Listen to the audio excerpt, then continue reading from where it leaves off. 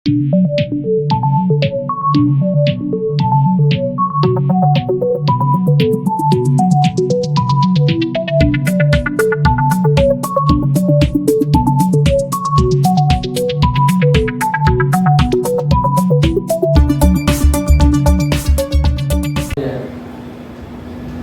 పాట ఆఖరి కూడా అందరూ పాడారండి, అందరూ పాడారు.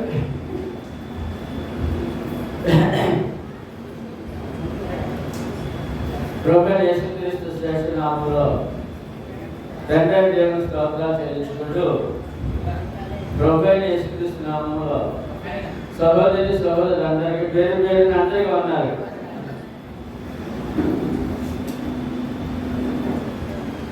భక్తి జీవితము లాభమా నష్టమా? ఆ లాభం పొందిన మనమందరము ప్రార్థన చేస్తే ప్రతిఫలం ఉందా లేదా? అమ్మ ఒకసారి వాణి ఒకసారి నిలబడక అందరూ ప్రార్థన చేసి ఉందా చెప్పు. అది చూడండి అలాగే అందరూ చేస్తారు. గత వారం ప్రార్థించి పంపించాం. ఏమండి ఇప్పుడు ఒకసారి చిన్న చిన్న సంఘటనలు చెప్తే బయట దొంగలు ఏం చేస్తారంటే వారు దోషిస్తుని ఏమండి దుర్మార్గులు దొంగలు చిన్న చిన్న బ్లేడ్ తోటి ఇలా కోసేస్తారు. కోసేస్తే ఆ చిన్న గాయాన్ని చచ్చిపోతారు. ఇప్పుడు ఆపరేషన్ ఇలా ఇలా కోసి ఆపరేషన్ చేశారండి. కంఠం ప్రాణాంతకం. ఏమండి మనందరూ ప్రార్థనలు వారి విశ్వాసము ఏమండి ఏమి ఏదో చేకూరినట్టుగా అని కాకుండా అంత సులువుగా దేవుడు ఆపరేషన్ జరిగించి అండ్ మనమే అప్పులు తీసుకునేదో కొంచెం తేలికగా అని చెప్పేటప్పుడు మరి 1,60,000 రూపాయలు ఖర్చు అవుతాయి. మళ్ళీ ప్రాణ ప్రతిష్ఠ చేసి పోయిన ఆదివారం ఎలాగైతే ఆరాధన ఉంటాం ఆపరేషన్ ముందు, ఆపరేషన్ తర్వాత కూడా అలాగే ఆరాధన ఉంటాయి. మరొకసారి అందరూ అన్నా చెప్పినా దేవుడిలో ఉన్న లాభం ఏంటంటే అందరూ దేవుడు అప్పుడు లాభం ఉంది అని అనుకుంటారు. అయితే ప్రభువులున్న గొప్పతనం ఏంటంటే గొప్ప లాభం. ఎలాగంటే గొప్ప లాభం. ఆ గొప్ప లాభం అనే మాటకి అర్థం ఏంటంటే శరీరానికి ఆత్మకు కూడా, శరీరానికి ఆత్మకు కూడా నిత్యముడి ఆత్మకి బ్రతకనటువంటి శరీరానికి ఆయన గొప్ప లాభాన్ని ఇచ్చే దేవుడిగా ఉన్నారు మన ప్రభు.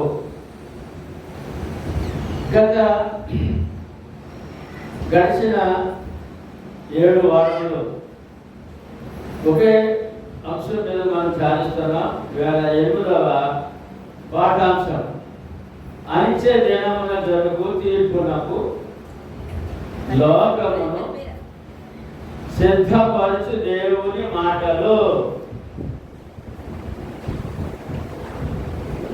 అంటే దేవుని ఆజ్ఞలు, దేవుని కట్టడలు, దేవుని సూచనలు బైబిల్ గ్రంథం నుండి మనకి అందిస్తూ ఉన్నాడు దేవుడు. అంటే అందరూ చెప్పండి, అంటే లోకమును రక్షించుటకు వచ్చిన యేసుక్రీస్తు మాటలు. మన ప్రభు, మన దేవుడు, మన రక్షకుడు. ఆయన మనం నమ్మి ఏ దేవుడు ఏ ప్రభు నమ్మామో ఆయన మాటలు ఈ బైబిల్ గ్రంథంలో మన కొరకు రాయబడి ఉన్నది. ఎవరికండి? మన కొరకు రాయబడేది. చూడండి మన ఇక్కడ ధ్యానించే వాక్యం ఏంటంటే ప్రభు అయిన యేసుక్రీస్తు రెండవ రాకడ. ప్రభు అయిన యేసుక్రీస్తు రెండవ రాకడ దినము. ఆ దినమే లోకమునకు తీర్చు దినము. ఆయన రావడం, సరాసరి రావడం, తీర్పులో మనం అందరం నిలబడ్డాం. ఆ రెండవ రాకడ దినమే, ఆ దినమే లోకమునకు తీర్పు జరుగుతుంది.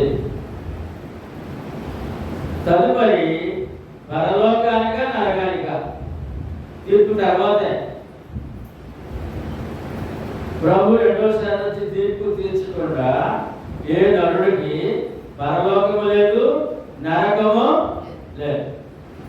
ఈ సంగతి లోకానికి తెలియదు.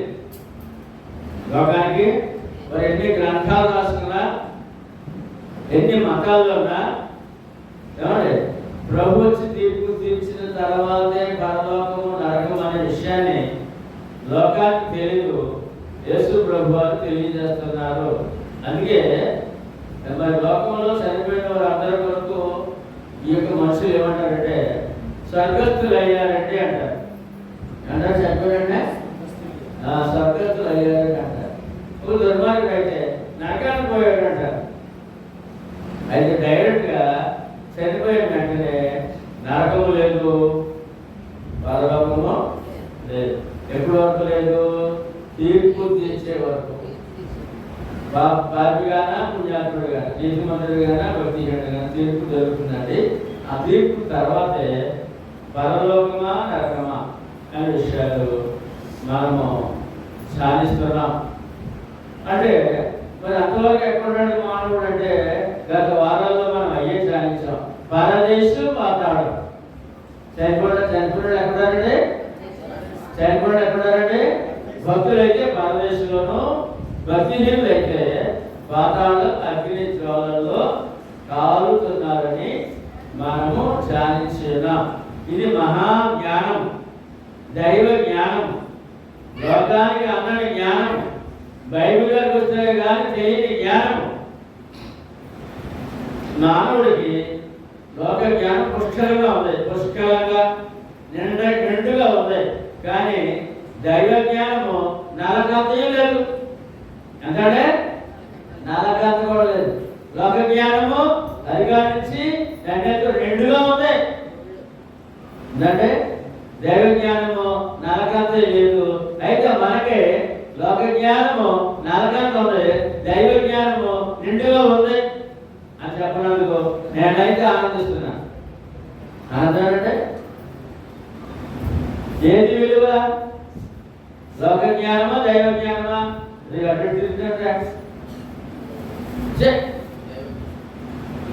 లోక జ్ఞానమా దైవ జ్ఞానమా? ఏది విలువైంది? అందుకనే మనము గొప్ప లాభంలో ఉన్నాము. ఏమండి? యోహాను సువార్త 14:3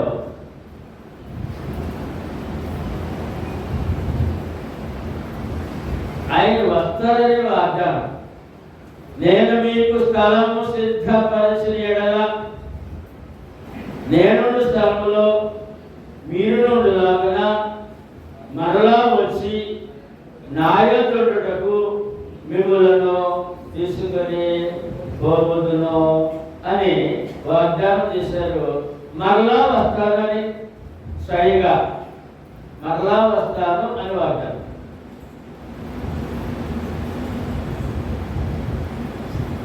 వచ్చి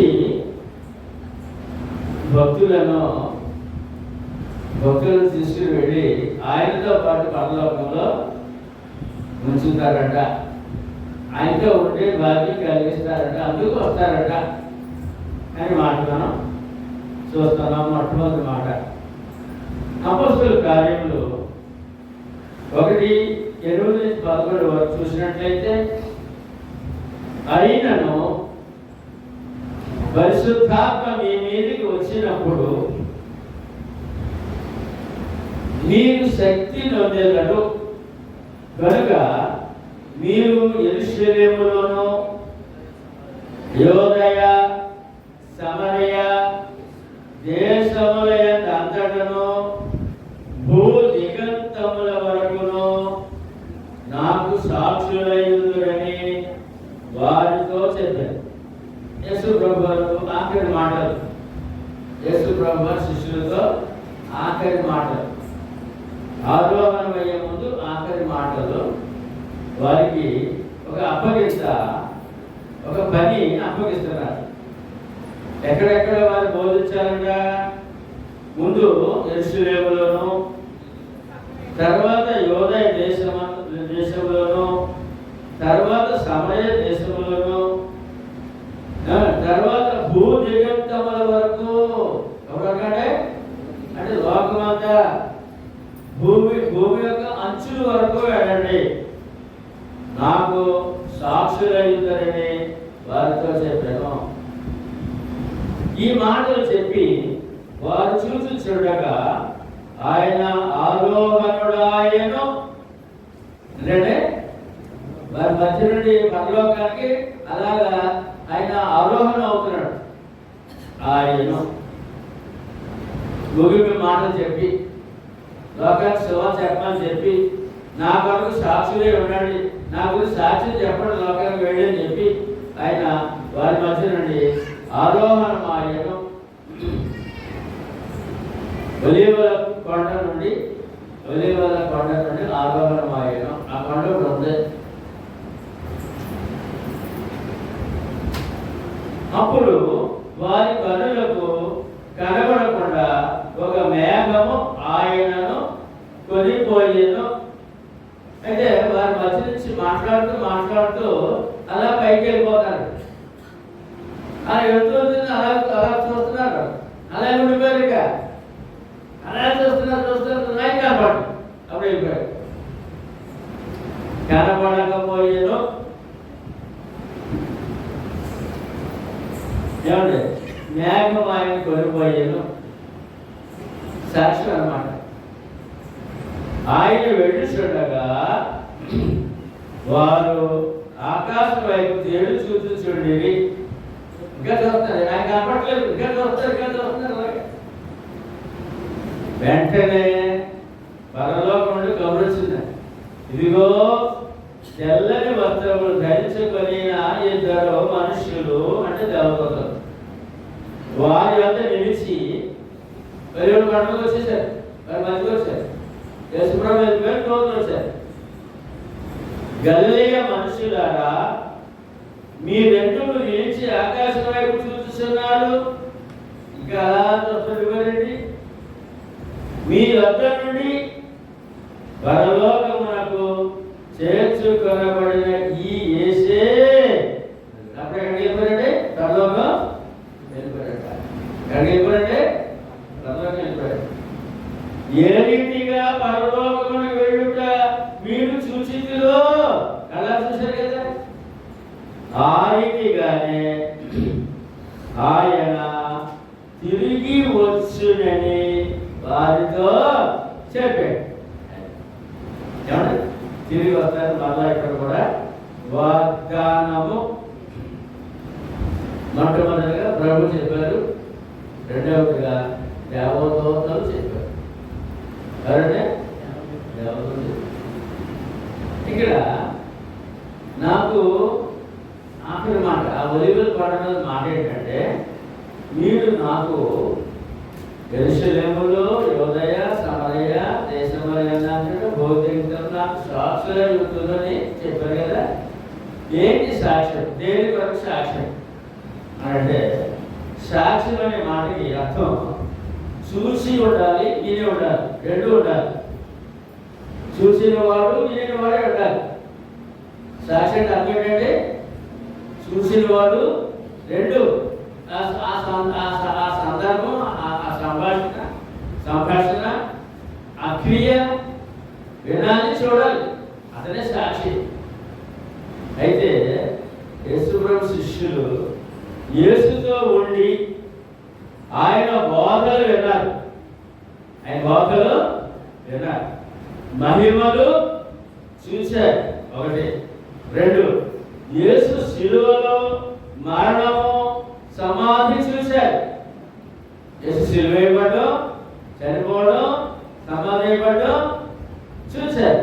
మూడు, యేసు మరణమును జయించి తిరిగి లేవడం చూసి, మరణం జయించిన తర్వాత తిరిగి లేవడం చూసి 40 రోజులు వారితో ఉండి, ఎన్ని రోజులంటే ఒక రోజు కనపడిపోవడం కాదు కదా, 40 రోజులు వారితో ఉండి దేవుని రాజ్య మర్మములు బహుగా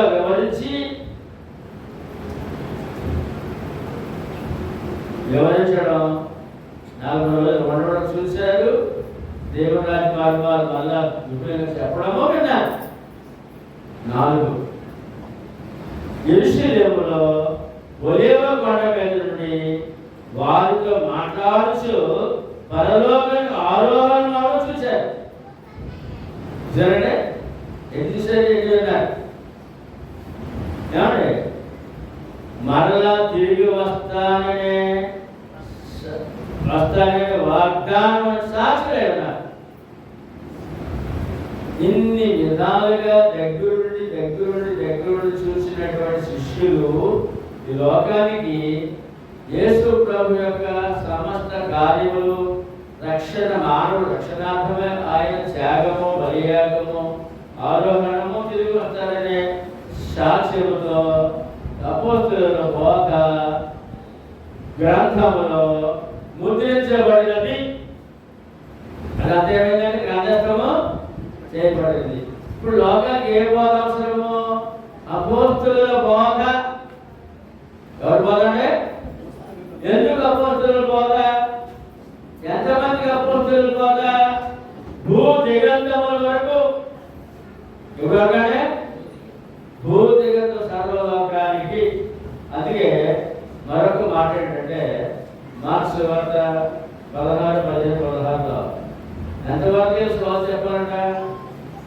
సర్వ సృష్టికి సువార్త ప్రకటించుడి, నమ్మి బాప్తిస్మం పొందిన వాడు రక్షించబడును, నమ్మని వారికి శిక్ష విధించబడును అనే మాట.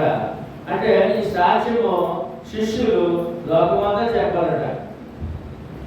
లోకానికి ప్రభు యొక్క ప్రేమకు, సువార్తకు, ఆ యొక్క పరలోక వాక్యానికి, పరలోక బోధలకు, మహిమలకు, మరణానికి, పునర్జీవానికి, ఏమండి మళ్ళా తిరిగి వస్తారు దానికి లోకమంతకి సాక్షులు అపోస్తలులు కనుక అపోస్తలుల బోధే ఆ మనుషుడికి మేలుకరము.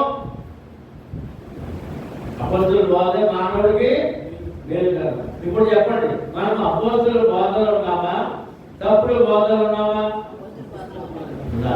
అంటే మేలుకరము ఏంటంటే మేలుకరము. యోహాను సువార్త 14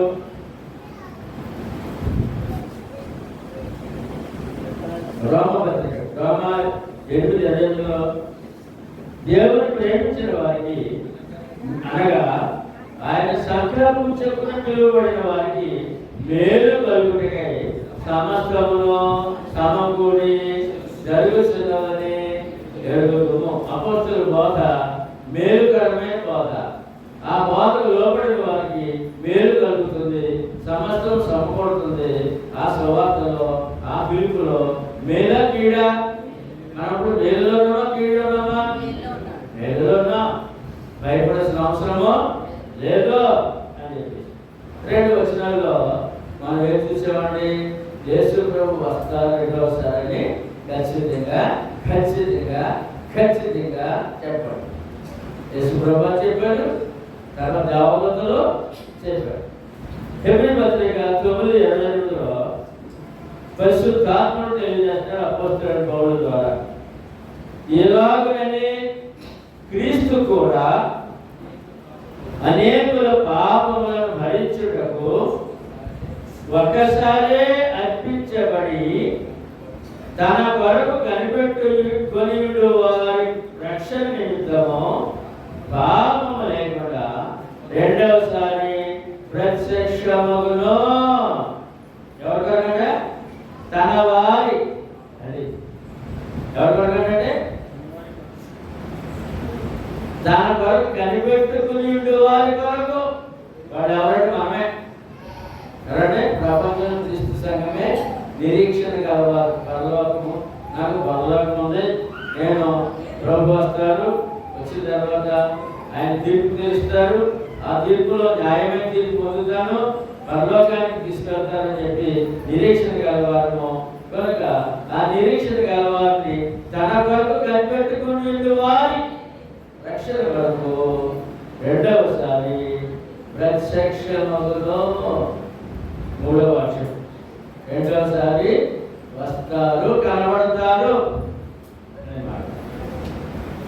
తర్వాత మరి ఆయన వచ్చిన తర్వాత ఏం చేస్తారు అంటే లోకం మాట చెప్తారండి, 1000 ఏళ్ళు పరిపాలన చేస్తారంటారు. లోకం చెప్పిన మాట, లోకంలో క్రైస్తవ భక్తులు పండితులు చెప్పిన మాట ఏంటంటే 1000 ఏళ్ళు పాలన చేస్తారు అంటారు. ఆయన వచ్చిన తర్వాత ఏం చేస్తారో చూద్దాం. ఫిబ్రవరి 9:27 మనుషులు ఒకసారే వృద్ధి అన్నారు. మనుషులు ఒక్కసారే వృద్ధి పొందవలెనని నియమింపబడెను.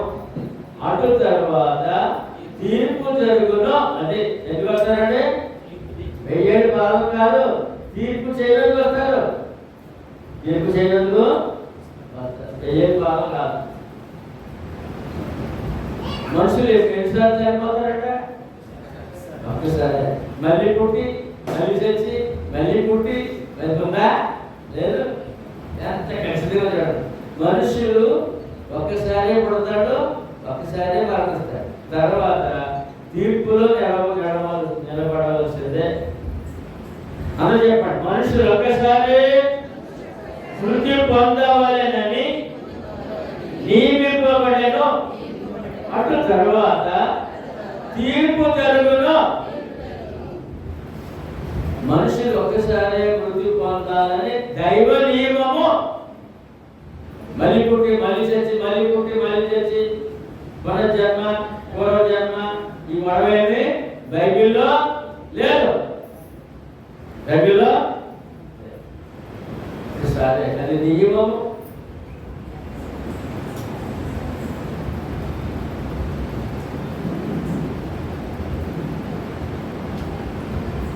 ఇక్కడ కూడా యేసు కూడా ఎందుకు వస్తారంటే తీర్పు తీర్చడానికి వస్తారు అని మాట స్పష్టంగా రాయబడింది. 2వ దశలోని పత్రిక 1వ అధ్యాయము 6 నుంచి 10 వచనాల వరకు ప్రభువైన యేసు తన ప్రభావమును కనపరచు దూతలతో కూడా పరలోకము నుండి అగ్ని జ్వాలలో ప్రత్యక్షమై. ఎక్కడి నుంచి అండి? ఎక్కడికి వెళ్ళారు? మనం ముందు చూసిన వాక్యాల్లో పరలోకం వెళ్ళారు. మళ్ళీ ఎక్కడికి వెళ్తారు? పరలోకము నుండి అగ్ని జ్వాలలలో ప్రత్యక్షమై దేవుని ఎరుగని వారికి మన ప్రభువైన యేసు సువార్తకు లోబడిన వారికి ప్రతి దండన చేయనప్పుడు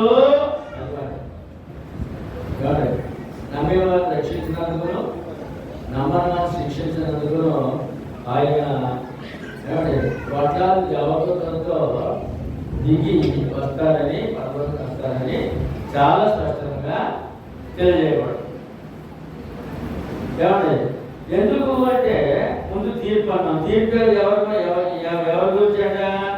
దేవుని ఎరుగిన వారికి ఎంతమంది? అంతవాళ్ళే. దేవుని ఎరగిన వారికి, మన ప్రభువైన యేసు సువార్తకు లోబడిన వారికి ప్రతిదండన చేయనప్పుడు మిమ్మల్ని శ్రమపరచు వారికి శ్రమయు.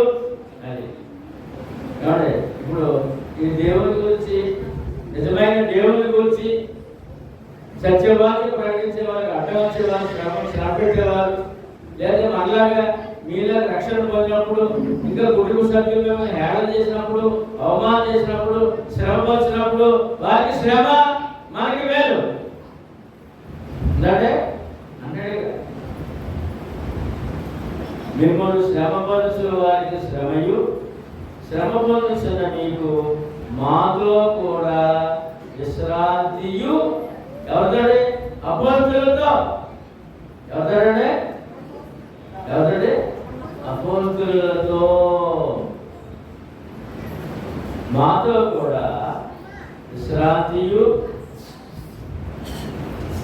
అనుగ్రహించుటకు దేవునికి న్యాయమే. ఎవరన్నారు? ప్రభు న్యాయవంతుడైన దేవుడు. ఆ దినమున తన పరిశుద్ధుల యందు మహిమపరచబడుటకును విశ్వసించిన వారందరి యందు ప్రశంసింపబడుటకును ప్రభు వచ్చినప్పుడు, రెండోసారి ప్రభు వచ్చినప్పుడు అట్టివారు ఆయన సముఖము నుండి ఆయన ప్రభావముల మహిమ నుండి పారదోలబడి, ఎందుకంటే ఆయన తీసినప్పుడు ఆయన సముఖం నుండి పొండి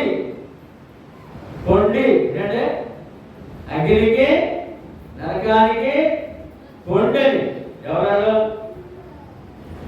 దేవుని ఎరగల వారు ప్రభువైన యేసు సువార్తకు లోబడము. పొండి ప్రభావం మహిమ నుండి పారదోలబడి నిత్య నాశనమును దండన పొందుదురు. ఏమన్నా తీర్చిన తర్వాత భక్తిహీనులకు ఏమన్నది? నిత్య నాశనము. ఆత్మకు చావలేదు, అగ్ని ఆడదు. నిత్య నాశనం దండన. కాబట్టి భయపడాలండి. అందుకే చాలా మంది వేళ లోకంలో మనిషి దేనికి భయపడలేదు. ఇవాళ పూర్వకాలం చిన్నగా ఒక సామాజిక ఆశ్చర్యులు భయపడిపోయాడు. చూడండి, ఒక చిన్న నాయకుడు భయపడిపోయాడు. దేవుడు తన వల్ల ఇబ్బంది వస్తుంది. ఈవేళ ముఖ్యమంత్రి భయం లేదు, ప్రధానమంత్రి భయం లేదు, ఏ మంత్రాన భయం లేదు, ఏ మంత్రాన పెద్దల భయం లేదు, తల్లిదండ్రుల భయం లేదు. ఎవరి భయమో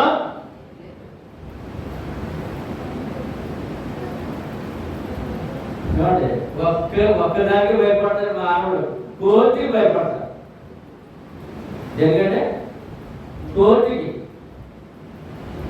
ఎందుకంటే అక్కడ నిలబడితే ఎటువంటి గొప్ప మనగాడైనా సరే ఒక్క పిల్లలాగా చేతులు జోడించి ఆ జడ్జిగానే నిలబడాలి. ఇప్పుడు దేనికి భయపడలేదు, కోర్టుకి భయపడి కొన్ని అక్రమం చేయకుండా కనవర్షాలన్నీ అక్రమం చేసేస్తాడు. కోర్టుకు భయపడి అక్రమం చేయకుండా కొంత భయముతో ఉన్నాడు మనుషుడు కోర్టుకే. మరి దేవుని కోర్టు ఏంటంటే దేవుని కోర్టు నిత్య నాశనం దండం విధించే కోర్టు, నిత్యాగ్ని పంపించే కోర్టు. అగ్ని కాలంలో మండు గుండాన్ని పంపించే కోర్టు. భూమి మీద దేవుడు ఎరిగి సువార్తలో కూడా వచ్చి జీవించిన వారిని పరలోకానికి ఆహ్వానించే కోర్టు.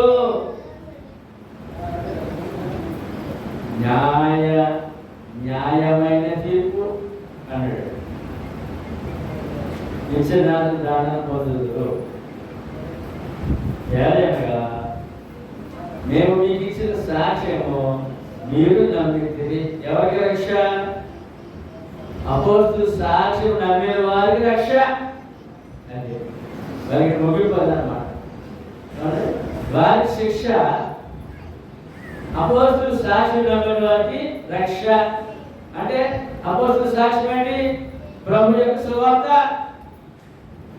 ప్రభు యొక్క సువార్త మేము కళ్ళారా చూసాము, చెవులారా విన్నాము.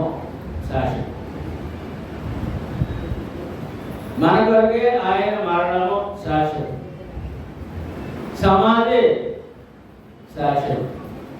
సమాధి మూడో రోజు లేవడము సాక్ష్యం.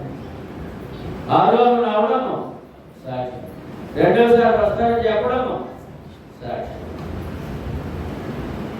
మీరు మా సాక్ష్యము మీరు నమ్మితే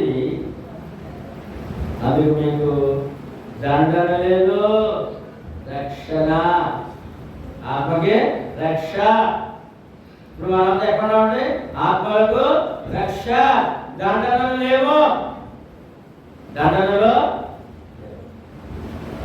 ఒకటే మాట దానికి అర్థం, మేము మీకు ఇచ్చిన సాక్ష్యము నమ్మితిరి అంటే అవ్వడం.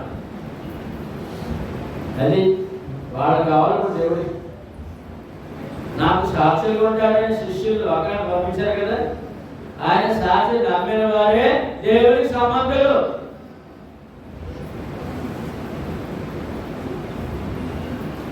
చెప్పండి, ఇప్పుడు మనం దేవుని సంబంధమా సాధారణ సంబంధమా చెప్పుకోవచ్చా? ఆ ధైర్యం మీకుందా? ఆ నమ్మకం మీకుందా? ఉందా? ఉందా? అదే అసలైన ఆశీర్వాదం, అసలే లాభం.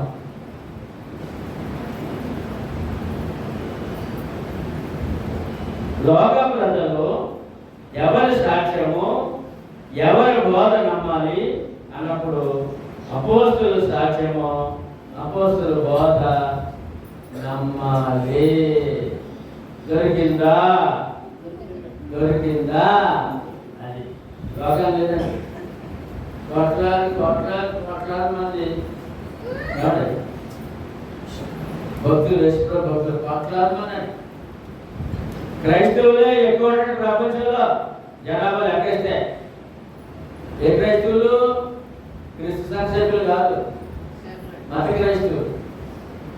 ప్రపంచ జనం 35% ఉన్నారంట. ఆయన కనవాళ్ళందరూ 20, 20, 15, 6, 5 కానీ మతాలు చాలా మతాలు ఉన్నాయి.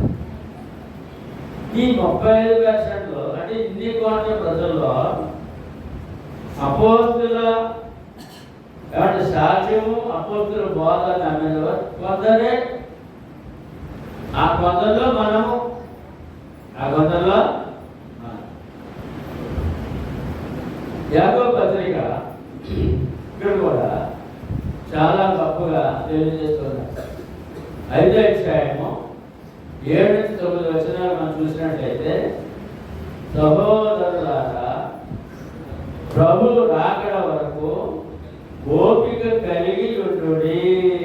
ఎలా ఉండాలండి? ఎప్పటి వరకు? ప్రభు రాకడ. మరి ఇక్కడ కూడా ప్రభు వస్తారని చెప్తారు. మన రాకడ అంటే ప్రభు రాకడ, మన పోకడ. ఆయన ఎప్పుడు వస్తారో తెలీదు, మన ఈ లోకం ఎప్పుడు వెళ్ళిపోతామో. సహోదరులారా ప్రభు రాకడ వరకు ఓపిక కలిగి ఉండండి. ఇక్కడ అటువంటి ఓపిక కలిగిన సంఘము ఇక్కడ ఉంది. ఇక్కడ ఆరాధనలో మీరు ఉన్నారంటే ఓపికతో, వ్యాధులు ఉన్నాయి, బాధలు ఉన్నాయి, కష్టాలు ఉన్నాయి, ఆర్థిక సమస్యలు ఉన్నాయి, వీటన్నిటి దేవుడు అని ఏం చేశాడు అంటలేదు. మనం అన్నవా? రక్షించాడు, నా కొరకు ప్రాణం పెట్టాడు, నా పాపాలు శుద్ధీకరించాడు అనే విశ్వాసంతో ప్రయాణం చేస్తుంది తప్ప ఏమిచ్చాడు ఏమి చేయలేదని మాకు చెప్పట్లేదు. అటువంటి దాంట్లో ఒక సాక్ష్యం కూడా మనకు ఉంది. ఏంటది? ఓపిక కలిగి ఉండడం సాక్ష్యము. వీడు మనకి ఒక చిన్న వయసులో మన వాణి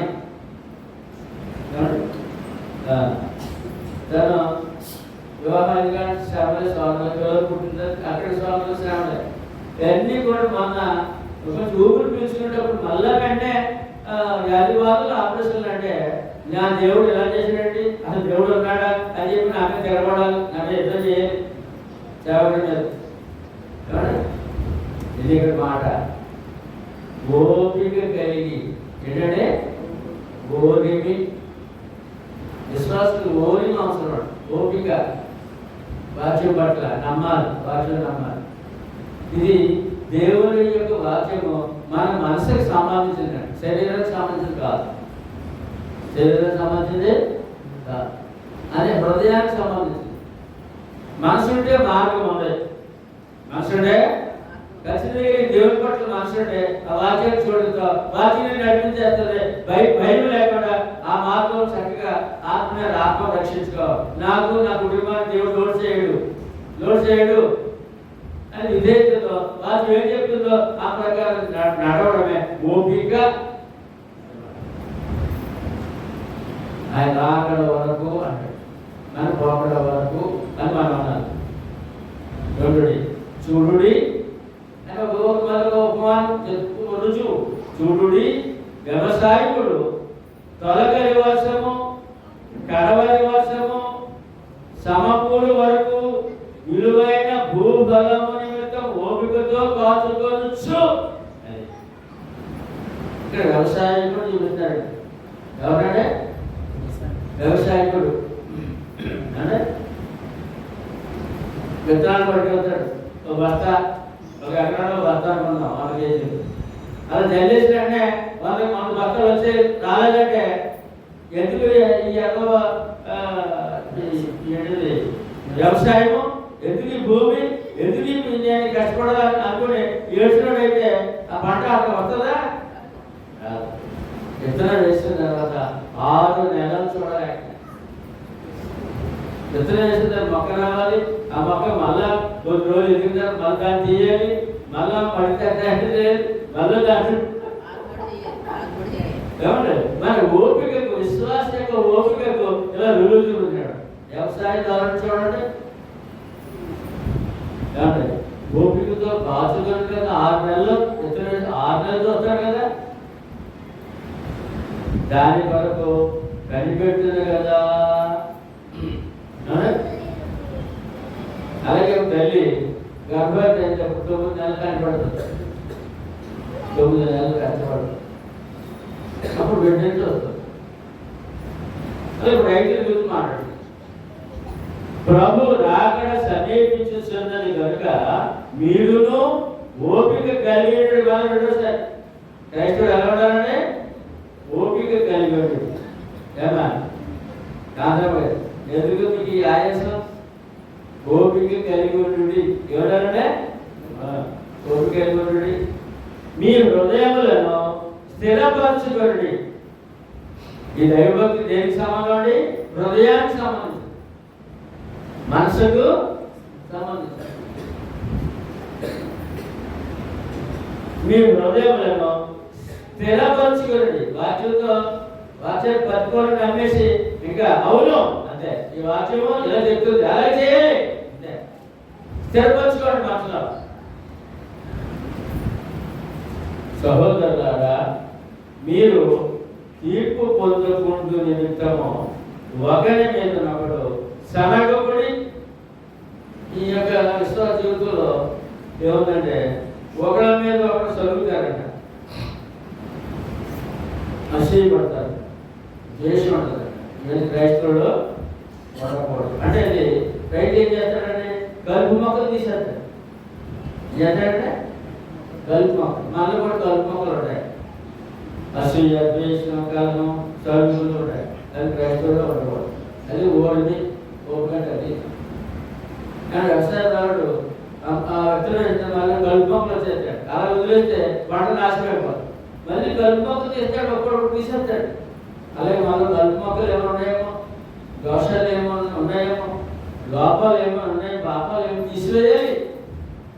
అప్పుడు కానీ ఆ యొక్క ఆత్మీయ జీవితము ఆశీర్వాదంగా ఉండదు. ఒకరి మీద ఒకడు సాగపడి, ఇదిగో న్యాయాధిపతి ఎవరంటే ప్రభు వాకిట నిలిచి ఉన్నాడు. ఎక్కడంటే ఏ వాకిట? మన గడప కాదు, హృదయం వాకిట దగ్గర. నీ తలపు ఎరుగును, నీ ఆలోచన ఎరుగును, నీ మనసు ఎరుగును. జాగ్రత్త అంటే జాగ్రత్త అనమాట. ఆ విషయాన్ని అంత స్పష్టంగా ఆ యొక్క తీర్పు గురించి, యేసు రాకడ గురించి, ఆ ఒక వ్యవసాయ రైతులు చూపిస్తూ, తన ఊరిని చూపిస్తూ, రైతులు ఎలా ఉండాలో చక్కగా సున్నితంగా ఆయన హెచ్చరిక చేశారు. ఇప్పుడు తీర్పు చేసిన సింహాసనం రెడీ ఉన్నాడు. తీర్పు సింహాసనము కీర్తన 97. యెహోవా శాశ్వతముగా సింహాసనాసీనుడై ఉన్నాడు. దేవుడు శాశ్వతముగా సింహాసనాసీనుడై ఉన్నాడు. న్యాయము తీర్చుటకు ఏంటంటే తీర్పు సింహాసనం గురించి మాట్లాడు. న్యాయము తీర్చుటకు దేవుడు అన్యాయస్తుడు కాదు. ఆయన తన సింహాసనమును స్థాపించి ఉన్నాడు. యెహోవా నీతిని బట్టి లోకమునకు తీర్పు తీర్చును. ఎవరికి అనుమానాడే? లోకానికి, ఓ కులానికో ఓ మతానికో కేవలం నమ్మిన వరకు కాదండి, లోకానికి తీర్పు. ఏమండి? లోకములకు తీర్పు తీర్చును. యథార్థతను బట్టి ప్రజలకు న్యాయము తీర్చును. ఈ తీర్పు తీర్చాక ఎవరంటే? న్యాయాధిపతి, న్యాయము తీర్చేవాడు. న్యాయము తీర్పు తీర్చుతా, న్యాయం తీర్చాడు.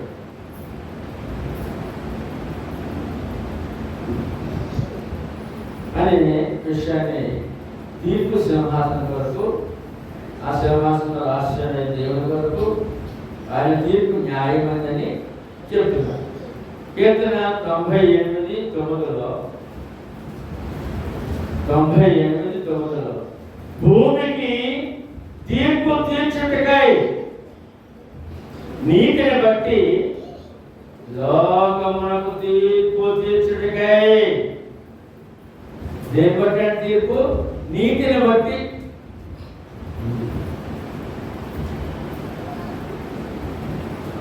మన మధ్య కోర్టులు ఉన్నాయి కదా, జడ్జి గారు దేని బట్టి తీర్పు తీస్తాడు?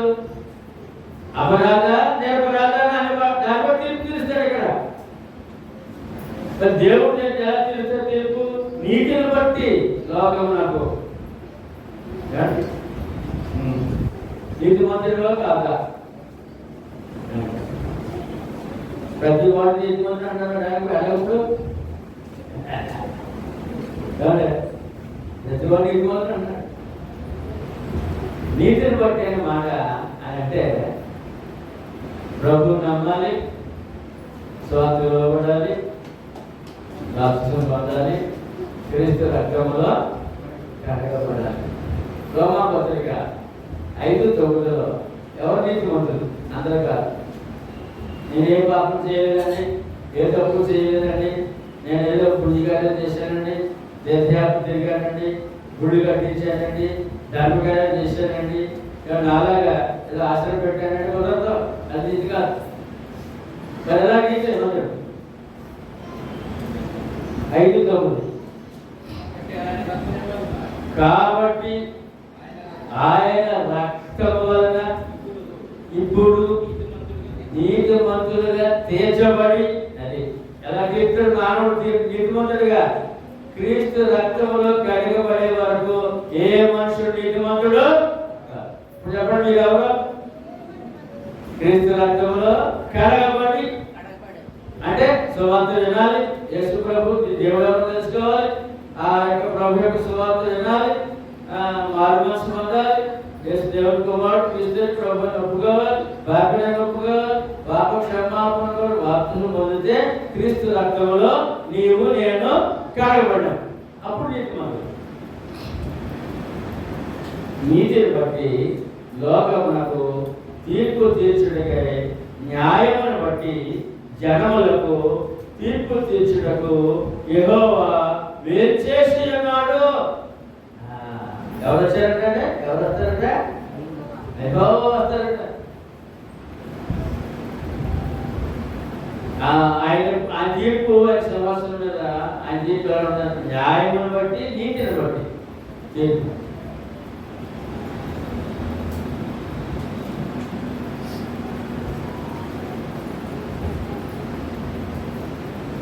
రెండో కొరింథీ 5:10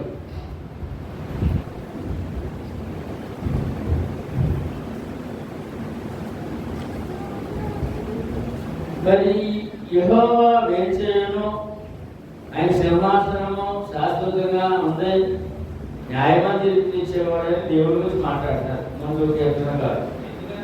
మరి ఇప్పుడు ఆ యెహోవా ఎవరో, ఆ దేవుడు ఎవరో, ఆ తీర్పు ఏంటి, ఆ సింహాసనం ఏంటి అనే విషయాన్ని స్పష్టంగా కొత్త నిబంధన తెలియజేస్తున్నాడు. ఎందుకనగా అందరూ చెప్పండి, ఎందుకనగా తాను జరిగించిన క్రియల చొప్పున అవి మంచివైనా సరే చెడ్డవైనా సరే దేహముతో జరిగించిన వాటి ఫలమును ప్రతివాడు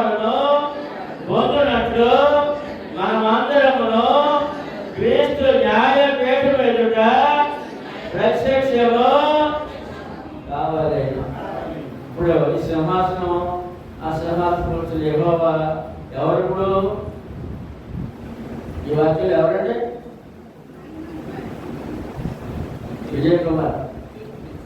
సింహాసనం కూర్చున్న దేవుడు అంటే వెయిట్ చేసే యెహోవా ఎవరంటే క్రీస్తు. ఎవరంటే క్రీస్తు సింహాసనం. న్యాయపరమైన సింహాసనం. మంచి చేసావా చెడ్డ చేసావా మనం తెలియదండి. మంచి ఏం చేయాలి, చెడ్డ మనకు తెలియదండి. అక్కడ వివరంగా చెప్తాడంటే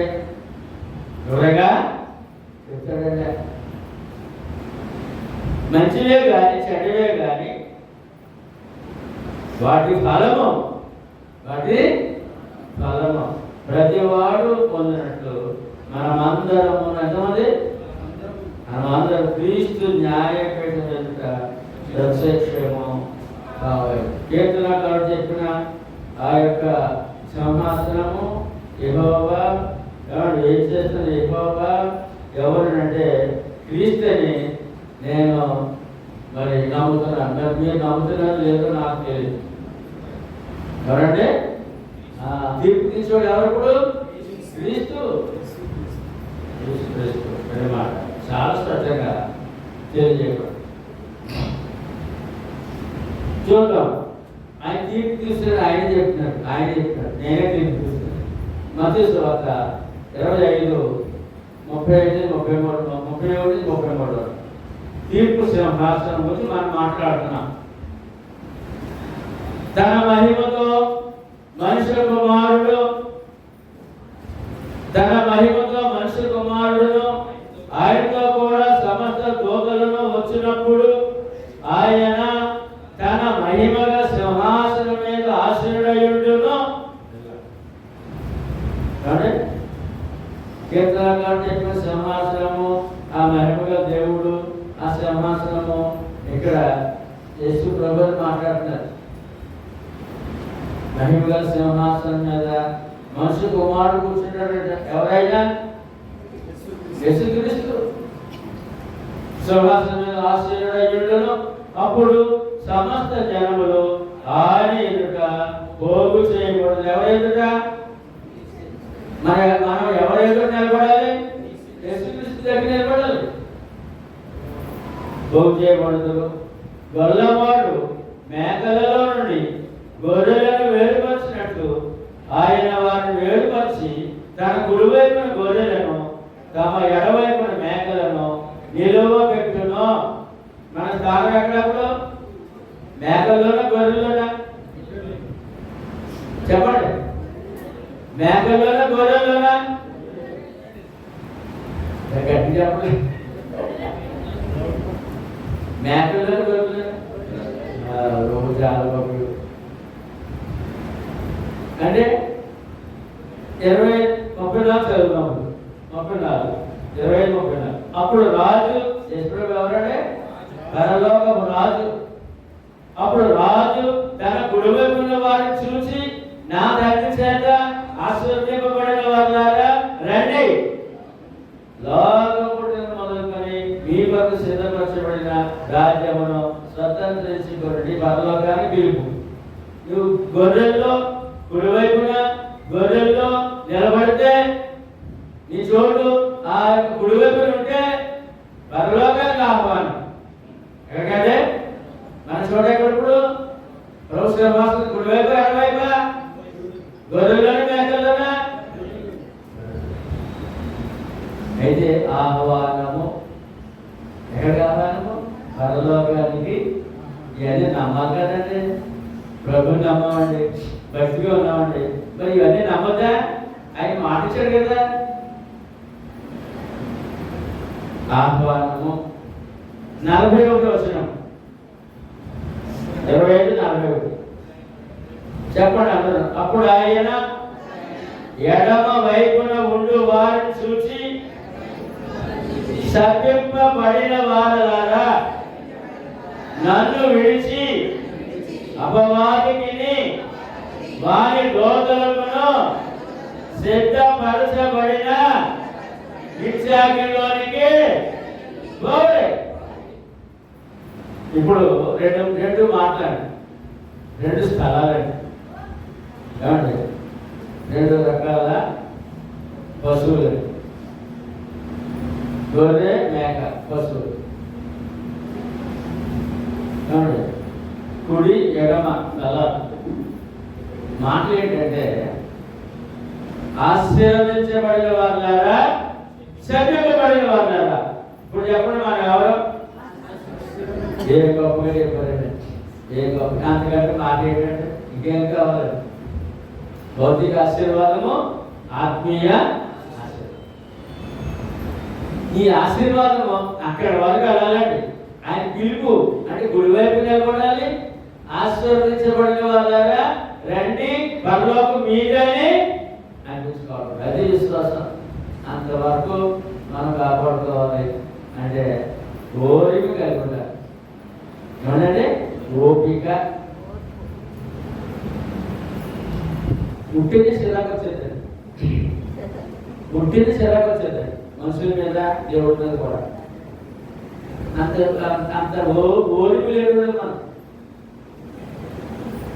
అది ఏం చేస్తుందంటే ఈ మహా ఆశీర్వాదం దూరం చేశారు, ఆశీర్వాదం దూరం చేశారు.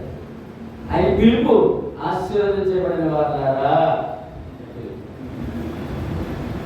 ఎంత గొప్ప స్థానాలు పెట్టేసి మన దేవుడు. ఇది కాపాడుకోవడానికే ఈ వాక్య ప్రకారం ప్రయాణము. ఇప్పుడు ఈ ఆరాధన అవసరమా? ఎందుకని? ఆజ్ఞది ప్రభు యొక్క ప్రభు సింహాసనం కుడివైపు నిలబడడానికి ఆచరణ యోగ్యమైన ఆజ్ఞ.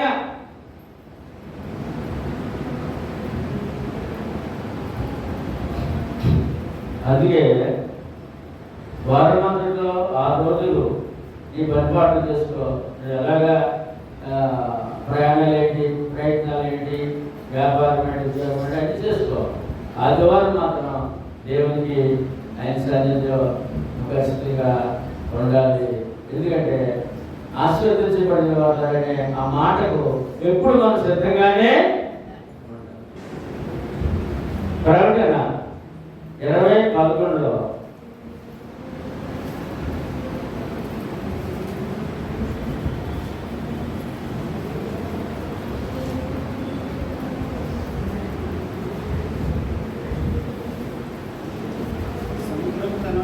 మరియు ధవళమైన మహాసింహాసనమును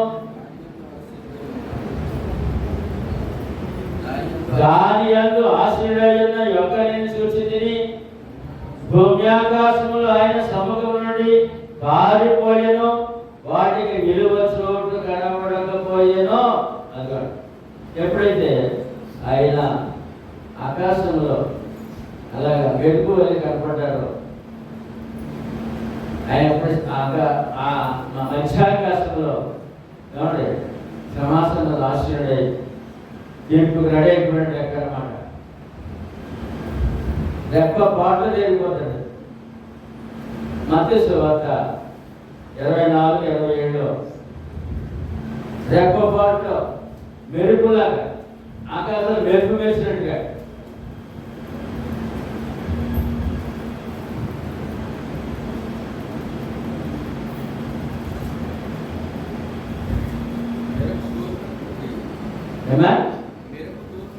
మెరుపు తూర్పున పుట్టి పడమటి వరకు ఎలాగో కనబడినో అలాగే మనిషి కుమార్ రాకయు. ఎలాగంటే మెరుపు ఎక్కడ పెళ్ళి పడలేదు. ఎక్కడ మన ఈస్ట్ గోదావరిలో కనపడుతున్నాడు, ప్రపంచంలోకి వెళ్ళిపోతుంది. ఇక పెళ్లి పోతే అక్కడికి వెళ్ళిపోయింది. అలా వేసుకోవడం కాకుండా ఆయన రావడం, సింహాసనాశనం రావడం, ఈ లోకము బాధపడడం.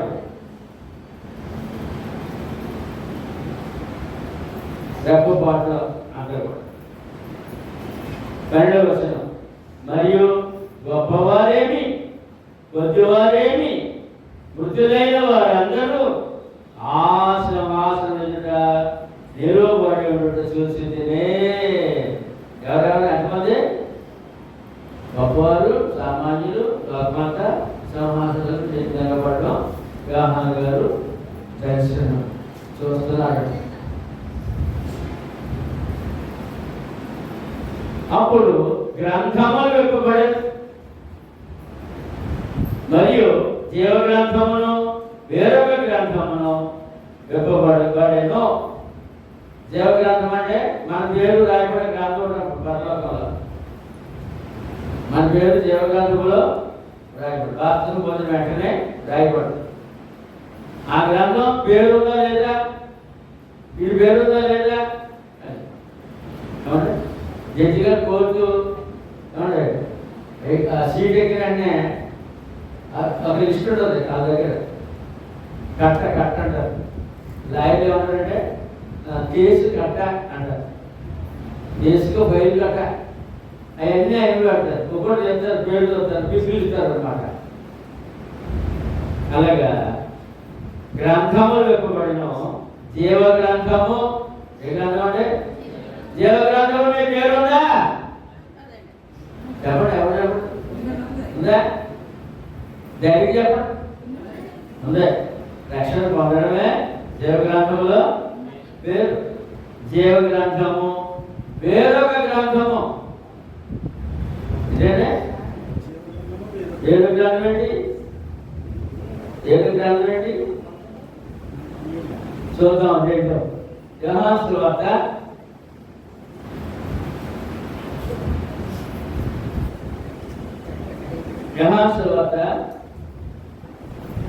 12వ అధ్యాయము 45వ వచనం.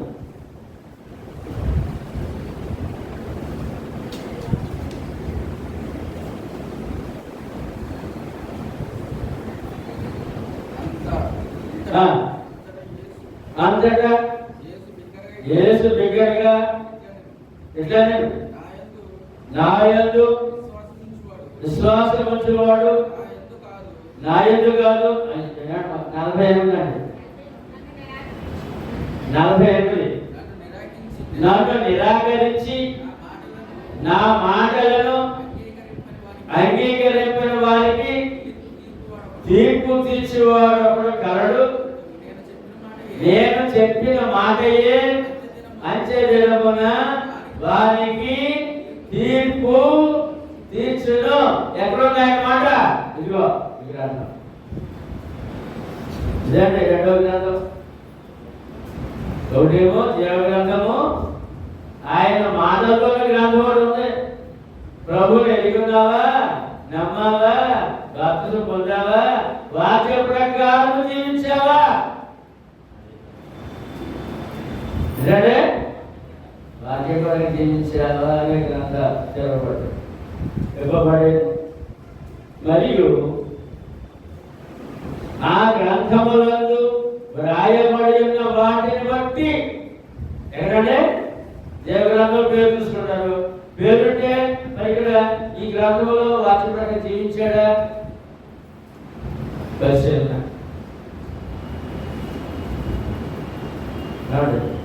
ఇప్పుడు మనకి ఈ జడ్జి తీర్పు తీస్తారు కదా, తీర్పు ఇక్కడ లా చూసుకుని లా గ్రంథం ఉండాలి దగ్గర ఆ గ్రంథం చూసి సెక్షన్ చూసుకుని అప్పుడు సెక్షన్ తీస్తారు.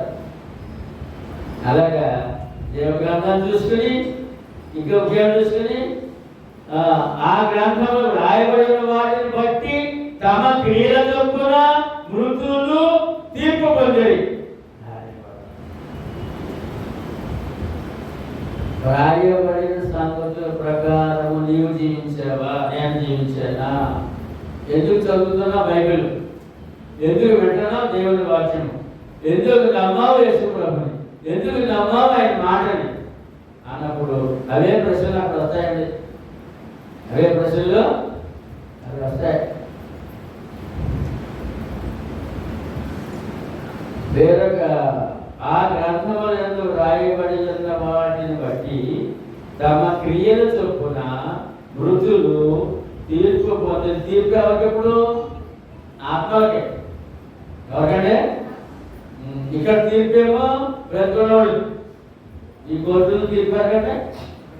ఈ కోర్టులు తీర్పు ఎవరికే? ఆత్మలు కాదు, దియ్యాలు కాదు, దేవతలు కాదు. మనుషులకి, అక్కడ తీర్పు ఆత్మలకే. 13వ వచనం, సముద్రము తనలో ఉన్న మృతులను అప్పగించెను, మరణమును పాతాళ లోకమును వాటి వశమునున్న మృతులను అప్పగించెను. వారిలో ప్రతి వాడు తన క్రియల చొప్పున తీర్పు పొందెదరు. ఏమన్నా సముద్రంలో ఏమన్నా చేపలు తినంతే అక్కడ అక్కడ అయిపోయింది కదా అనుకుంటాడు. లేదు, సముద్రంలో చేపలు తినేసినా లేదా మట్టిలో దూరిపోయి అక్కడ నాశనం అయిపోయినా సముద్రం అప్పగిస్తుందట. సముద్రం ఆత్మను అప్పగిస్తుందట. అగ్నిలో కాలిపోయి అనుకోండి, కొంతమంది చిరాకు వచ్చి కోపం వచ్చి ఏదో అనుకోని కారణంగా ఏదో అడ్డు చేసుకుంటాడు, అయిపోయింది అనుకుంటాడు. ఆ అగ్ని కూడా వీళ్ళని అప్పగించదంట. అక్కడ ఈ సముద్రం అప్పగించదంట. ఈ ఆత్మ అక్కడికి పోయినందుకు వీలు లేదు. సముద్రం తనలో ఉన్న మృతులను అప్పగించెను, మరణమును పాతాళ లోకమును వాటి వశమునున్న మృతులను అప్పగించెను. వారిలో ప్రతి వాడు తన క్రియల చొప్పున తీర్పు పొందెను. మృతుల లోకము ఎలా పాడే మనం అందరూ చదువుకోవాలి. అందులో పరదేశులు పాతాడు. వీళ్ళందరూ కూడా ఏమంటే సముద్రంలో అక్కడ ఇక్కడ ఎక్కడ చనిపోయినా ఏ మనుషుడు కూడా విడిచిపెట్టే అవకాశం ఏమీ లేదు. మొత్తం భూమి మీద జన్మించిన ప్రతి మానవుడిని అక్కడ అప్పగించే రోజు ఒకటి, నిలబడే రోజు ఒకటి ఉంది. పాతాళంలో భద్రమన్నారు కదా, ఏమంటే భద్రమన్నారు కదా, ఆ పాతాళం ఉన్న వారిని కూడా ఆ రోజు అక్కడ అప్పగిస్తారు. అందరూ అప్పటికి బ్రతికున్న వారు, చనిపోయిన ఆత్మలు కూడా ప్రభు దగ్గర నిలబడే రోజు ఒకటి ఉన్నది. అదే తీర్పు దినము. ప్రతి మాట భయపడాలండి. విదేశీ ఏదో సరదాగా కొంతమంది ఈ యొక్క ప్రతి సంఘటన సెల్ఫోన్కి వచ్చేస్తున్నాడు. కొన్ని చూడనివి, చూస్తే భయభ్రాంతులు కలిగేవి. ఆ భయంతో నిద్ర కూడా పట్టణ సంఘటనలు వస్తున్నాయండి. ఇప్పుడు ప్రతి వాడికి కూడా ఎంత భయంకరమైన సీన్ అయినా సరదాగా చూసే అలవాటైపోయింది. సరదాగా చూస్తారండి.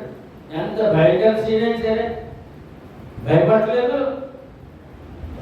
ఏమండి, అలాగే ఇంత భయంకర ప్రమాదం ఉందని కూడా చెప్పినప్పటికీ సరదాగానే ఉంది భక్తులకి. ఎలా ఉంది? ఎలా ఉంది? సరదాగా ఇదే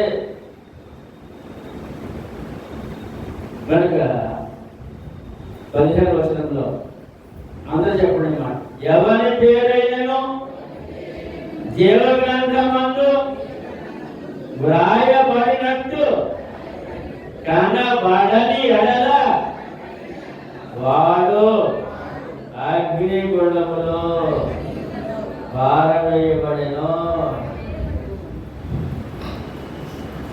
ఇప్పుడు మనము జీవగ్రంథంలో పేరు రాయబడిన వారు, మన పేరు మళ్ళా తుడిచివేసే రోజు కూడా ఉంది. మన క్రియలు బాగోకపోతే, వాటి ప్రకారం జీవించకపోతే, ఆయన ఆజ్ఞ పాటించకపోతే మన పేరు తుడిపి పెట్టబడుతుంది. మళ్ళా అవుతుందంటే తుడిచివేయబడుతుంది. ఒక ఆయన అడుగుతున్నాడు దేవుడిని, చూద్దాం సార్, మధ్యలో పేరు కొట్టువేయబడతారు, కనబడకపోతే అర్థం ఆ తీర్పు రోజున జీవగ్రంథంలో నీ పేరు కనబడాలి. కనబడకపోతే అగ్నిగుండం. చూద్దాం సార్. నిర్గమకాండము 32వ అధ్యాయము 32వ వచనంలో ఇలా చెప్తున్నారు,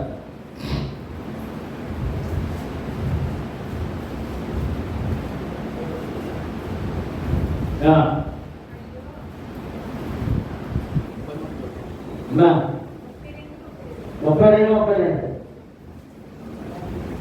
గట్టి చదవాలి. అయ్యో అయ్యో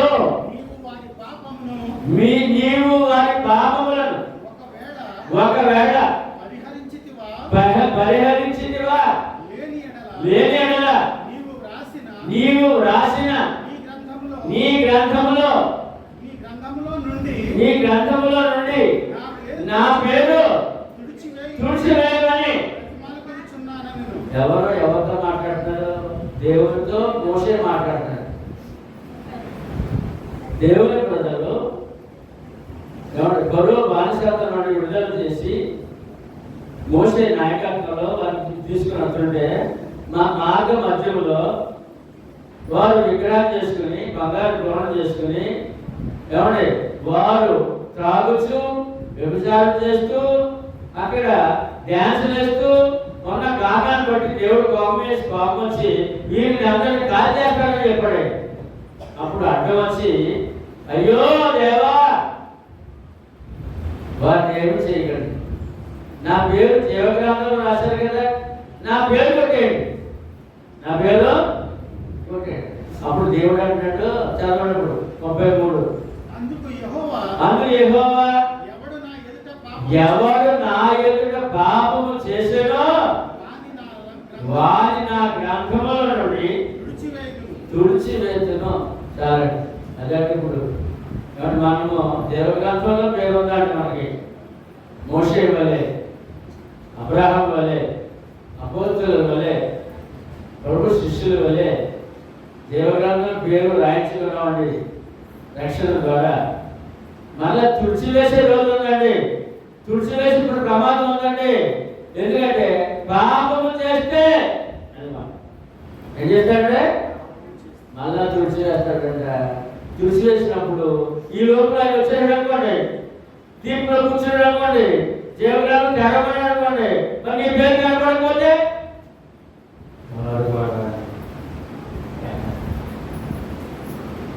చాలా భయముతో జాగ్రత్తగా జీవించాలి.